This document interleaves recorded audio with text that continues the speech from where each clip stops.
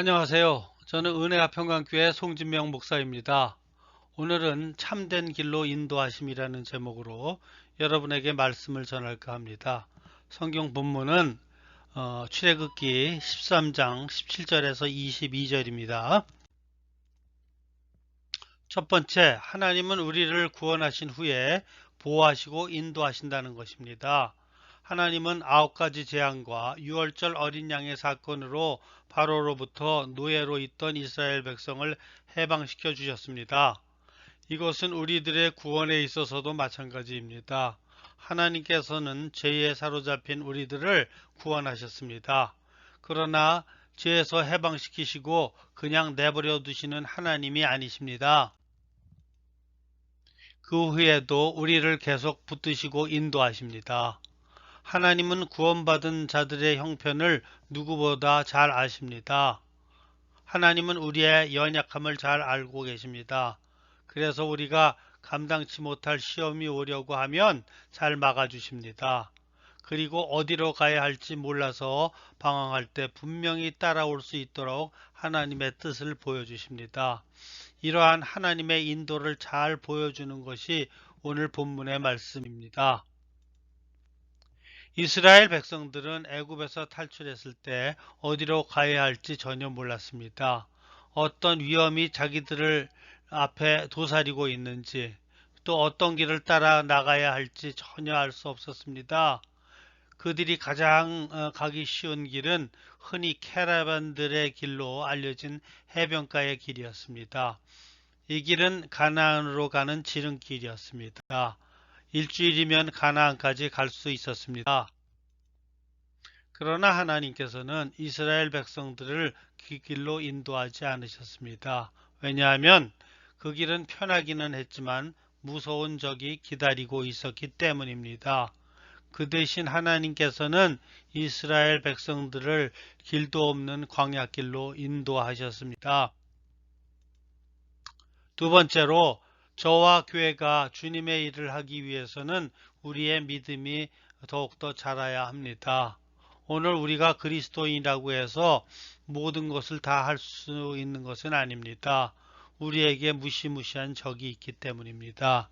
그거가 대항하여 싸우려면 공동체가 말씀으로 자라야 합니다. 내가 한번 뜨거운 체험을 한 것으로 결코 싸워 이길 수는 없습니다. 우리가 믿음에서 성장해야 주님 사명 감당할 수 있습니다. 이스라엘 백성들이 애굽을 탈출하여 가나안 땅으로 곧바로 가는 것은 목적이 아니었습니다. 가나안 땅으로 직접 가다 보면 이스라엘 백성들은 블레셋 군대를 만나 승리하지 못하고 다시 애굽 땅으로 다시 돌아가야 하기 때문입니다. 그래서 이스라엘 형편을 잘 아시는 하나님은 그들을 홍해를 건너 시내산이 있는 강약길로 인도하셨습니다. 그곳에서 율법을 주시고 성막을 주셔서 하나님께 제사드리게 하시고 그들을 죄로부터 정결케 하시고 그들을 훈련시키셨습니다. 그러나 출애굽 세대들은 애굽에서의 노예 생활과 하나님에 대한 믿음이 적은 이유로 가데스 바니아에서 가나안 땅을 차지하는 데 실패했습니다. 그러나 광야에서 태어난 광야 세대들은 주님의 말씀대로 훈련을 받고 40년이 지난 후 여호수아와 함께 가나안 정복에 성공하게 됩니다. 우리는 어떻습니까? 우리도 처음에는 예수님 믿고 구원받아 세상에 부딪히면 승리할 수 없습니다. 그러나 우리도 이 땅에서 주님의 말씀으로 무장되면 세상을 이기고 승리하며 주님의 사명 감당할 수 있습니다. 세 번째로 하나님은 우리를 구원하시고 그냥 내버려 두시는 분이 아니라는 것입니다.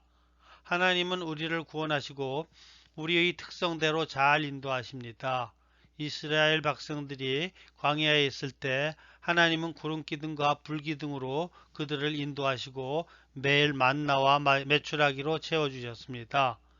현대의 하나님은 우리를 성경과 성령님께서 인도하여 주십니다. 그래서 우리는 출애굽 세대처럼 세상을 보고 생활하다가 40년 동안을 광야에서 허송세활하다 죽는 그런 인생을 살지 마시고 광야 세대가 주님께 온전히 훈련받아 가나안 땅을 정복했듯이 우리도 성령의 능력으로 주님을 의지하고 이 땅에서 매일매일 승리하며 사시는 여러분 되시기를 예수님의 이름으로 축원합니다. 아멘.